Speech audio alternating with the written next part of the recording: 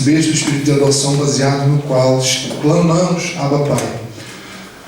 E nós podemos ver que a melhor tradução não seria o Espírito de adoção, seria um Espírito de filiação. Amém. Ser feito filho.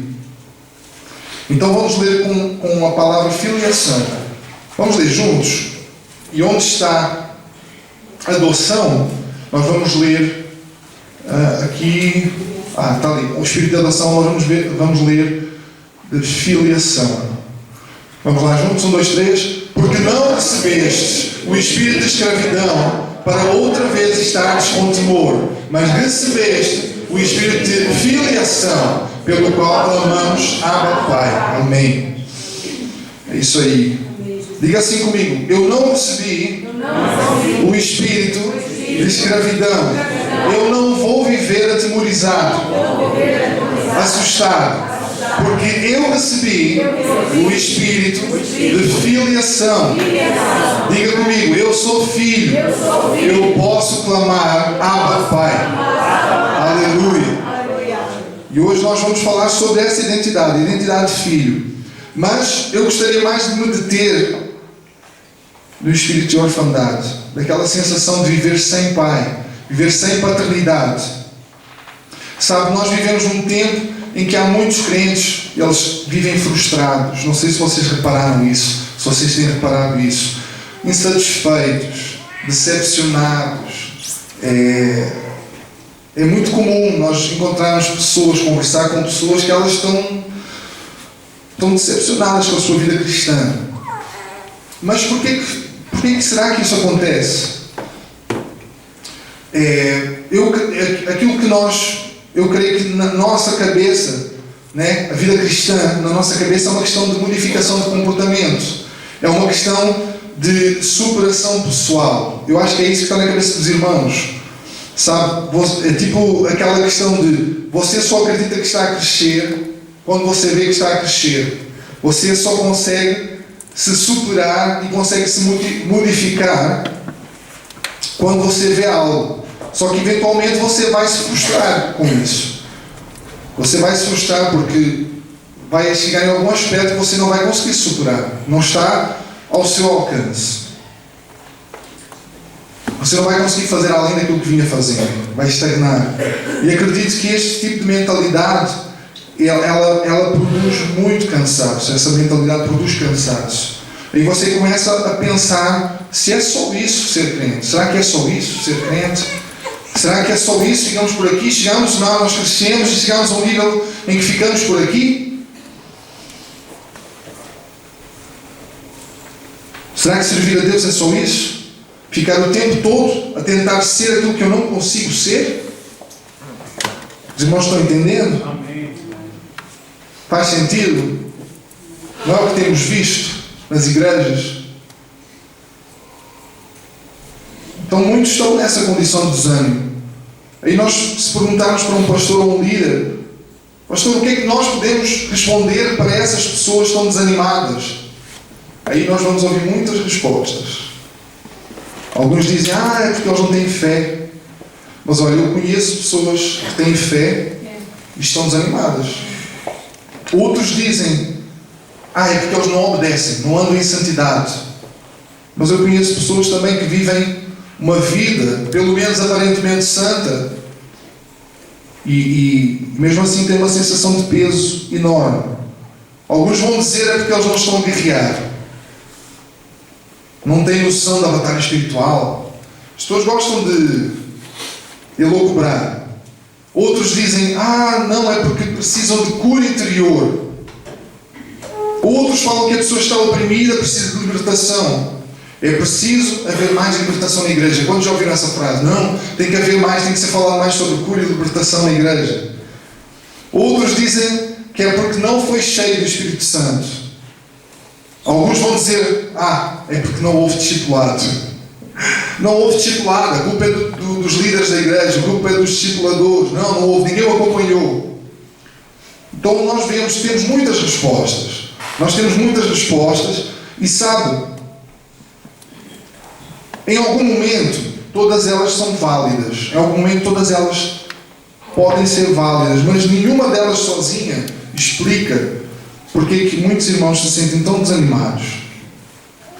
Então você me pergunta, mas Carlos, então qual é a causa disso? É que elas não conhecem a Deus como um Pai. Na verdade, muitos irmãos nem sabem se relacionar com Deus como um Pai. Não sabem nem se relacionar com Deus, nem com um Pai, nem com nada. Vamos ser francos, nós somos evangélicos, nós sabemos buscar o Espírito Santo. Se tem uma reunião para buscar o Espírito Santo, toda a gente vem, toda a gente entende, começam a clamar e invocar o Espírito Santo e ele vem. É verdade ou não é? Glória a Deus por isso. Amém. É verdade. Mas, se nós fizermos uma reunião para buscar o Pai, os irmãos não entendem o que significa isso. Aí vão perguntar, mas como assim buscar o Pai? Nós não estamos a buscar o Pai quando nós invocamos Jesus, quando nós invocamos o Espírito Santo. Sabe, o Pai é o Pai. Não existe muitas reuniões que nós vemos para buscar o Pai, para entender o Pai. Porque a nossa mente ela é confusa, como eu falei agora. Mas eu creio em Jesus. E se eu creio em Jesus, eu creio também no Pai. Em muitos aspectos é a mesma coisa. Em muitos aspectos é a mesma coisa. Mas tem um muito específico que não é. João 14,6, Márcio, por favor. Em que diz que não é a mesma coisa. João 14,6 fala o seguinte: eu sou o caminho. Então, ele não é o destino. Ele não falou que era o Pai. A verdade e a vida. E ninguém vem ao Pai a não ser por mim. Então, Jesus foi bem claro. Eu sou o caminho. Se Ele é o caminho, Ele não é o destino. Ele não é o Pai. Então, para que é que Jesus veio? E nós damos a resposta tradicional. Não, Ele veio para nos livrar do inferno. Amém, também. Mas Ele veio para nos levar ao Pai. Ele veio para nos levar ao Pai. Ele é o caminho. Ele é o único caminho para chegar ao Pai. Então aí nós precisamos entender a respeito da cruz, da obra da cruz, da morte, da ressurreição, porque essa é a maneira como nós nos relacionamos com Deus como Pai. É ou não é? Então veja, o Pai é o fim da história. O Pai é o alvo final. Então, relacionar-se com Deus como Pai tem uma implicação óbvia. E aí, a implicação óbvia que tem é que nós precisamos nos ver como filhos. Não só como filho, mas como um filho legítimo. Muitos de nós nem nos conseguimos ver como filhos. E talvez a culpa possa ser das traduções bíblicas. Porque como nós vimos aqui, falava de adoção. O Romanos 8, deixa eu ler de novo, né? Porque Romanos 8, 15 falava: mas recebeste o espírito de adoção. Então aí a pessoa, o inimigo já vai trabalhando na mente. Não, é adoção, né? Concorda, pastor? O inimigo vai trabalhando porque a coisa que ele não quer é que nós conheçamos a Deus como Pai. Porque quem conhece a Deus como Pai sabe os seus direitos. Tem um grande problema. É que eles não se conseguem ver como filhos.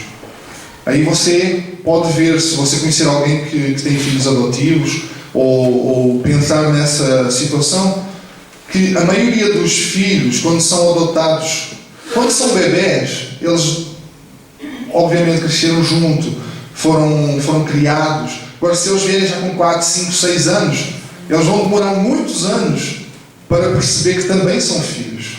Eles vão sempre achar que o filho de sangue desse casal, se esse casal tiver mais filhos, o filho de sangue é o preferido, o filho de sangue é o mais amado. Ele pode não se portar bem, mas ele vai sempre ficar na casa, ele é o filho. Se eu me portar mal, eles vão me colocar para correr, vão me mandar embora para o orfanato de novo. Essa é a mentalidade de um filho adotivo. Tem sempre a sensação que o pai não gosta da mesma forma que gosta do outro. Eu não sei se você entende o que eu estou aqui a tentar verbalizar, mas é aquilo que muitos filhos de Deus sentem em relação ao Pai. Eles não se sentem totalmente em casa, totalmente amados, inteiramente aceitos. Tudo depende de você conseguir agradar a Deus ou não. Pessoas, por exemplo, que tentam fazer, vou fazer isso aqui para que Deus me ame mais. Não posso fazer isso, senão Deus vai me amar menos.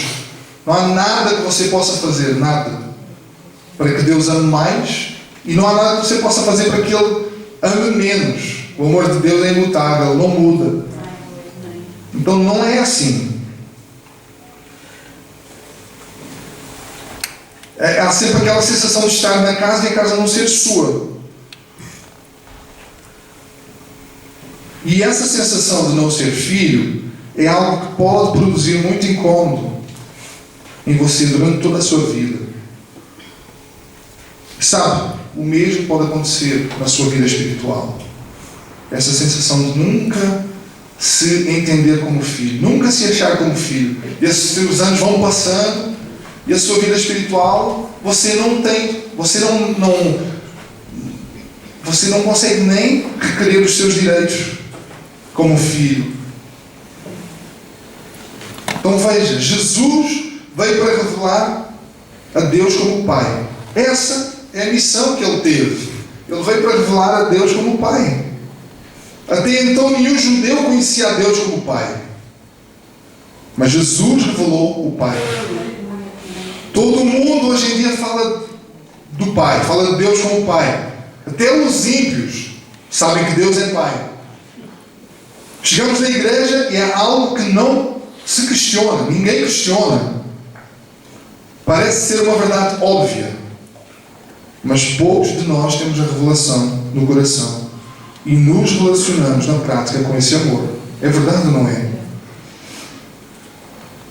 Muitos não entendem, mas Jesus disse em João 17, se quiseres projetar também, Márcio, por favor. Jesus disse em João 17 o seguinte: e a vida eterna é essa, que te conheçam a ti. A quem? Pai. A vida eterna é conhecer o Pai.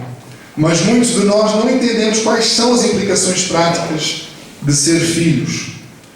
E como eu já falei também aqui há pouco, o diabo quer impedir você de conhecer o Pai, porque ele sabe que um crente com mentalidade de órfão não pode manifestar a vida de Deus. Sempre vai ser tímido, inibido, sem ousadia para nada, porque a mentalidade de órfão o impede de cumprir o propósito de Deus. Quantos aqui querem cumprir o propósito de Deus na sua vida? Amém. Foi para isso que nós fomos chamados, para cumprir o seu propósito. Mas então por que isso muitas vezes acontece conosco? Deus te deu um pai e uma mãe para que você pudesse entender o que é um pai, para que no final você pudesse relacionar com ele de uma forma apropriada. E o que é que o diabo faz? Ele procura destruir a imagem do pai dentro de nós. Muitos de nós temos uma imagem de pai distorcida dentro de nós.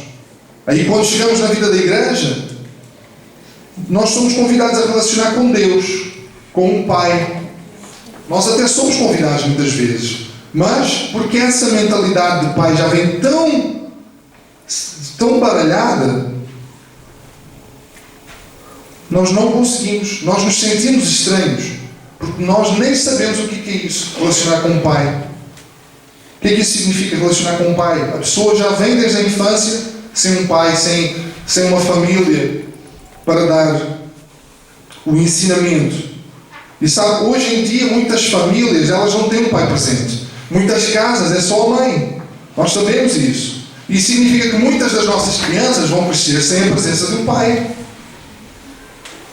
E muitas outras até têm um pai. Ele existe fisicamente, mas não existe afetivamente. Não existe psicologicamente. É alguém que passa uma imagem fora do padrão. Falta de afeto, falta de padrão de comportamento. Muitas Muitas pessoas acham que isso não é relevante para a vida delas. Mas as estatísticas falam que 80% dos homens que estão na prisão, eles não tinham pai. 80%. Então, a ausência de pai é o drama desta geração. É o drama desta geração. Existe um plano doentio do diabo para destruir a imagem de pai dentro de nós. Mas não é porque o diabo está preocupado com o seu relacionamento familiar. Ele não está nem aí com o seu relacionamento familiar. Mas sim com o seu relacionamento com Deus. Ele quer impedir você de se relacionar com Deus apropriadamente. Então, falta de pai, nós podemos ver, está associado com marginalidade, pobreza. Então é isso que você está a dizer. Os irmãos estão a pensar agora, não, o cara está a dizer que quem não tem pai então vira marginal, é pobre. Não é isso que eu estou a dizer. Não é determinado assim. Não é só porque eu não tive pai, agora eu vou ser um marginal. Não. Mas o facto de não ter pai ajuda muito. Facilita. Isso abre as portas para que isso aconteça. E agora também eu queria que o Márcio colocasse... O Márcio não, a irmã Michelle. O Lamentações 5, por favor. E aqui fala a respeito do órfão. Mas aí você vai me perguntar, Carlos, porquê que estás a falar de novo sobre o órfão? Porquê que vamos falar de órfão novamente? Porque em Romanos 8 fala: porque não recebeste o espírito de escravidão para viverdes outra vez atemorizados. E essa condição de escravo aí, ela é semelhante à de um órfão, de não ter ninguém. Então o Senhor está a dizer que você não recebeu o espírito de orfandade, mas recebeu o espírito de filiação. Você é filho de Deus, com todos os benefícios, todas as bênçãos, todos os direitos que essa posição lhe dá. E aquele que sabe e tem revelação, ele é usado. Então você precisa ter essa identidade espiritual, porque é ela que é a base para tudo na sua vida cristã. Amém? Vamos ler aqui também, então, Lamentações 5. Lembra-te, Senhor, do que nos tem sucedido. Considera e olha para o nosso opróbrio. A nossa herança passou a estranhos, e as nossas casas a estrangeiros. Somos órfãos, já não temos pai. Nossas mães são como viúvas. A nossa água, por dinheiro a bebemos, por preço vem a nossa lenha. Os nossos perseguidores estão sobre o nosso pescoço. Estamos exaustos e não temos descanso.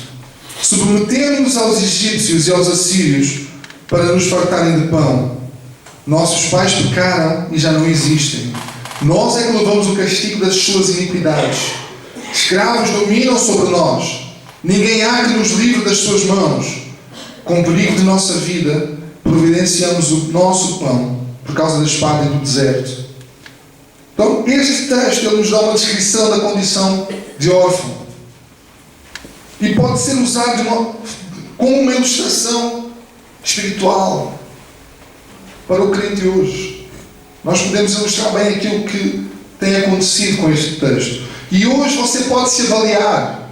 Não precisa falar para ninguém. Você pode se avaliar e ver se você tem a identidade de filho ou a mentalidade de órfão.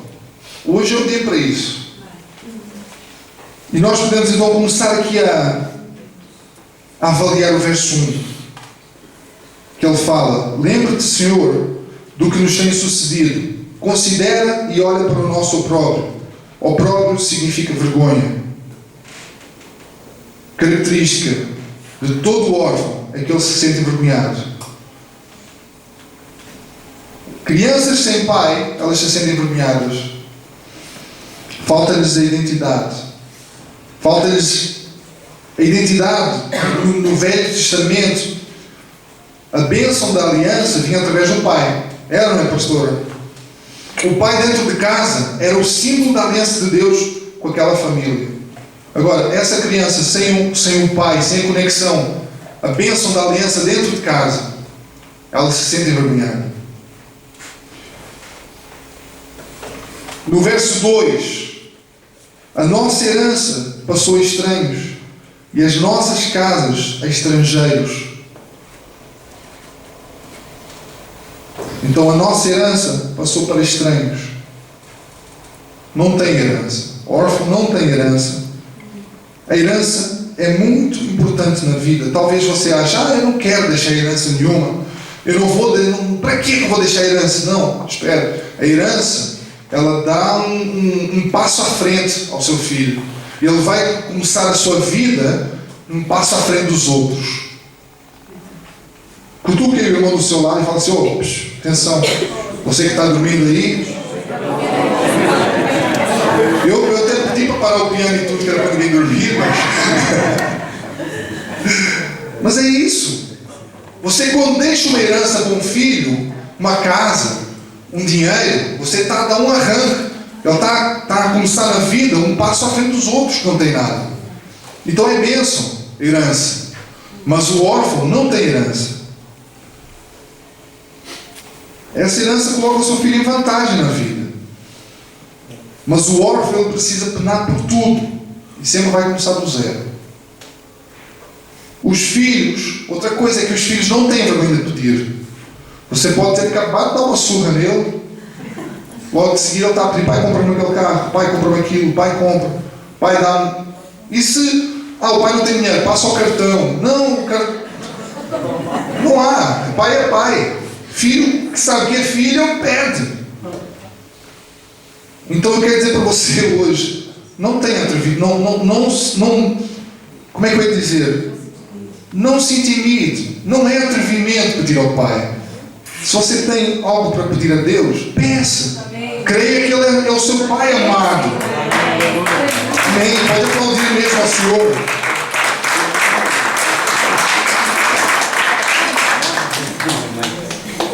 No verso 5, os nossos perseguidores estão sobre o nosso pescoço, estamos exaustos e não temos descanso. Seguir a vida com o apoio de um pai não é o mesmo que seguir sozinho. E aqui mostra que para o órfão tudo é mais difícil. Ele trabalha sozinho, sem entender que tem um pai ali do seu lado, sem perceber que tem um Deus que trabalha junto com ele. O órfão é inseguro, porque não sabe o que vai ser o dia da manhã. Mas filhos, eles dormem seguros. Eles dormem seguros porque eles não estão nem aí se vai ter dinheiro amanhã, se vai ter comida. Quem é que tu és pai, és, Márcio? O teu filho pergunta, pai, amanhã vai ter comida? Pai, tem comida no frigorífico? Pai, tens dinheiro para pagar a renda? Pai, já te deram o salário? Não! Ele não fica lá com medo. Ele sabe que a porta está trancada, a janela está fechada. Então o filho sabe aquilo que tem. Tem uma proteção.